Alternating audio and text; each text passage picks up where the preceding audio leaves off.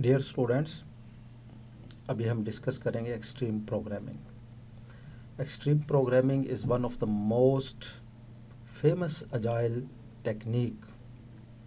इस वक्त इंडस्ट्री के अंदर एक्सट्रीम प्रोग्रामिंग बड़ा एक्सटेंसिवली अप्लाई हो रहा है फॉर स्मॉल स्केल प्रोजेक्ट्स और समहाउ ये मीडियम स्केल प्रोजेक्ट्स के लिए भी अप्लाई हो रहा है with some modifications.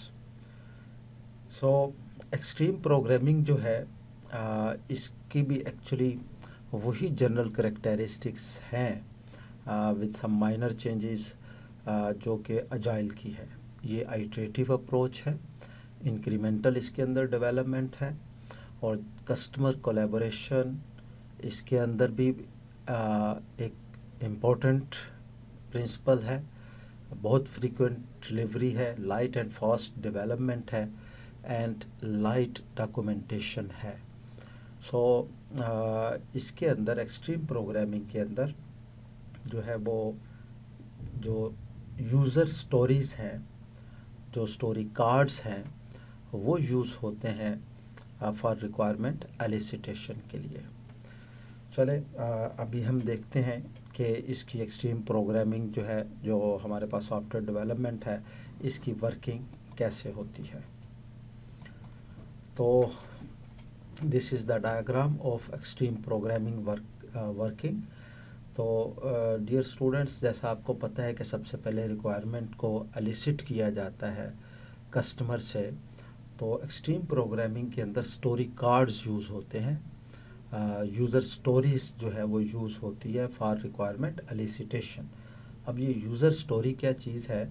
User story is actually the description, ये एक डिस्क्रिप्शन है that provides business value to the customer. अब ये जो यूज़र स्टोरी है,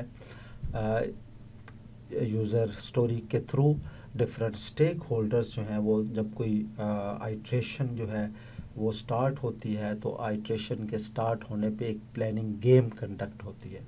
उस प्लानिंग गेम के अंदर डिफरेंट स्टेक होल्डर्स जिनमें developers, managers and customers all sit together and look at the user stories. ये आप एरो देख रहे हैं, जब रिलीज़ जो है वो प्लान की जा रही है तो उस वक्त यूज़र स्टोरीज़ जो हैं उनको देखा जाता है, उनको जो एनालाइज किया जाता है।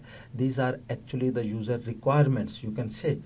सो दीज यूज़र स्टोरीज़ जो है जो बैकलॉग के अंदर होती हैं, उनके ऊपर डिस्कशंस होती हैं, ब्रेनस्टॉर्मिंग होती हैं।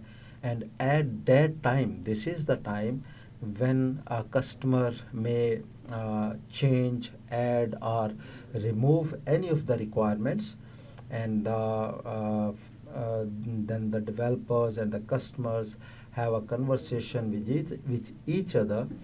और जब ये सारी डिस्कशंस हो जाती हैं तो then developers actually assigns estimate to each requirement. तो जो भी सेट ऑफ रिक्वायरमेंट्स जो हैं वो after collaboration, after discussion, brainstorming के बाद जब वो डिसाइड हो जाती हैं कि इस आइट्रेशन के अंदर ये एक चंक ऑफ रिक्वायरमेंट्स जो हैं उनको डेवलप किया जाएगा, तो उन हर एक रिक्वायरमेंट को फिर जो डेवलपर्स हैं वो एक उसकी एस्टिमेट उसका रिक्वायरमेंट को एस्टिमेट करता है कि इस रिक्वायरमेंट को बिल्ड होने के लिए कितनी एफर्ट चाहिए, कितना उसके लिए हमें टाइम चाहिए। तो इस तरह की एस्टिमेशंस होती हैं। तो कस्टमर एक्चुअली जो है वो उसका एक बड़ा अहम रोल है कि वो इस वक्त उसकी फ़ीडबैक इस पर्टिकुलर आइट्रेशंस के अंदर कौन कौन सी रिक्वायरमेंट जो है उनको डेवलप किया जाएगा और उसको प्रायोरिटाइज भी कस्टमर जो है वो कर सकता है कि ये अगर लेट्स सपोज हमारे पास 10 रिक्वायरमेंट्स हैं तो which requirement should build first, which requirement should build on second and so जो द होल जो इसकी वर्किंग है, एक्सपी वर्किंग, उसके अंदर रिलीज प्लानिंग के अंदर ये सारे टास्क जो है वो परफॉर्म हो रहे होते हैं। Once the requirements for a particular iteration have been finalized, then the developer start work on those requirements in that release. Or during development, developers keep the customers in close collaboration. ये बड़ा important aspect है कि during the development on site availability of the customer जो है उनके साथ एक continuous interaction हो रही होती है, ताकि किसी भी जगह पे कोई एम्बिग्विटी ना रहे, क्लैरिटी रिक्वायरमेंट्स के अंदर हो, और जो कस्टमर है वो with the passage of time during development वो अपनी एक फीडबैक भी दे सके कि जो कुछ डेवलप हो रहा है वो उसके लिए किस हद तक एक्सेप्टेबल है या उसकी रिक्वायरमेंट्स को किस हद तक वो फुलफ़िल कर रहा है।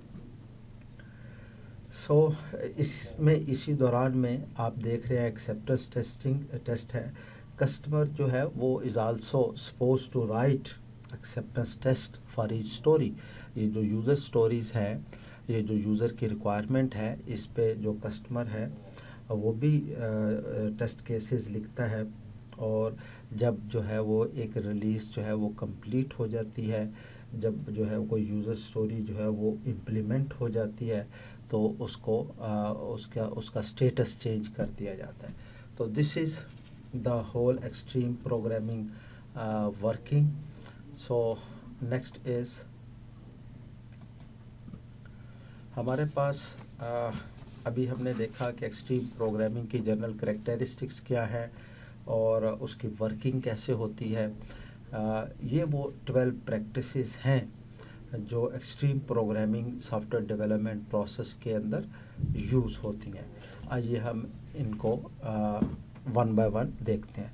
प्लानिंग गेम को आप देख चुके हुए हैं। जैसा कि मैंने बताया कि प्लानिंग गेम के अंदर तमाम stakeholders they all sit together, और उनमें वो सारे यूज़र स्टोरीज़ को, स्टोरी कार्ड्स को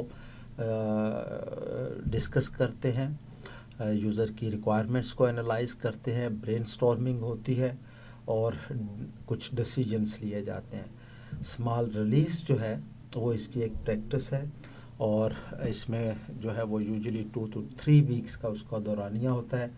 मेटाफर जो थर्ड इसकी प्रैक्टिस है, उसके अंदर के इनिशियली एक मेटाफर डिज़ाइन किया जाता है डेवलपर्स की तरफ से, ताकि कस्टमर से उसके मतलब एक फ़ीडबैक ली जा सके। जो फोर्थ इसका जो प्रैक्टिस है वो ये है कि एक्सपी के अंदर इस बात को बड़ा हाईली फोकस किया जाता है कि डिज़ाइन जो है वो जितना आप सिंपल रख सकते हैं उतना सिंपल रखें, कम्प्लेक्सिटी को अवॉइड करें। नेक्स्ट ये है कि टेस्ट्स, ये बड़ी इम्पोर्टेंट इसका एक प्रैक्टिस है। इसमें जो प्रोग्रामर है जिसने कोड लिखना है वो टेस्ट केस लिखता है बिफोर कोडिंग। तो ये बड़ी एक इंटरेस्टिंग सी एक्टिविटी है, और इससे क्या होता है कि जी इससे जो किसी भी जो है जो चीज़ डेवलप करनी होती है, जो एप्लीकेशन है, उसकी क्वालिटी जो है वो बेहतर बनती है, बिज़नेस प्रोसेसेस को बेहतर तरीके से अंडरस्टैंड किया जा सकता है। नेक्स्ट इज़ जो प्रैक्टिस है वो है रीफैक्टरिंग का। तो टीम जो होती है software development team, they refactor the code to match the high quality standards. Actually refactoring क्या है? This refactoring practice helps to make the code maintainable and conform to the quality standards. Next pair programming है। This is also a very special characteristics of extreme programming, जिसमें एक pair of programmers they should work on a single machine. So it is interesting. It actually improves the code quality. Next हमारे पास है collective ownership, और ये collective ownership क्या होती है कि कोई भी कोड लिखा गया है वो किसी एक की ऑनरशिप नहीं है, वो एक कलेक्टिव ऑनरशिप है। और उसका सबसे बड़ा फ़ायदा ये होता है कि जी अगर किसी भी वक्त कोई चेंज की ज़रूरत पड़ गई है तो किसी इंडिविजुअल्स के ऊपर डिपेंडेंसी ना हो और कोई भी उस कोड को चेंज कर सके। स्मॉल रिलीज़ हैं। नेक्स्ट है हमारे पास कंटिन्यूस इंटीग्रेशन। इस स्मॉल रिलीज़ के अंदर इस बात को की कोशिश की जा रही होती है कि साथ साथ जो भी डेवलप किया जा रहा है उसको कंटिन्यूली इंटीग्रेट किया जाए। 40 hours work next XP practice. और ये बड़ा एक स्पेशल फीचर है एक्सपी का। इसमें developers they should not work over time, they are forced to work only for 40 hours a week. तो इससे उनकी प्रोडक्टिविटी एनहांस होती है। और ये बड़ी इम्पोर्टेंट एक प्रैक्टिस है। ऑन साइट कस्टमर जो है उसकी availability, it's also very interesting. And the last one is coding standard. अब कोडिंग स्टैंडर्ड जो है जब एक कोडिंग स्टैंडर्ड फॉलो किया जाएगा तमाम डेवलपर्स डेवलप करने के लिए, तो it actually helps in collective ownership of the code and pair programming. So